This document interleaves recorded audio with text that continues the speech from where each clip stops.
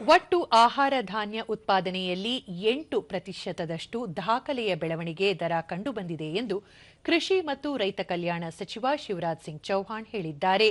2024-25ರ ಬೆಳೆ ಉತ್ಪಾದನೆಯ ಅಂತಿಮ ಅಂದಾಜುಗಳನ್ನು ದೆಹಲಿಯಲ್ಲಿ ಬಿಡುಗಡೆ ಮಾಡಿದ ಬಳಿಕ ಅವರು ಕಳೆದ 10 ವರ್ಷಗಳಲ್ಲಿ ಭಾರತದ ಒಟ್ಟು ಆಹಾರ ಧಾನ್ಯ ಉತ್ಪಾದನೆಯಲ್ಲಿ 106 ಮಿಲಿಯನ್ ಟನ್ಗಳಿಗಿಂತ ಹೆಚ್ಚಳ ಕಂಡುಬಂದಿದೆ ಎಂದರು.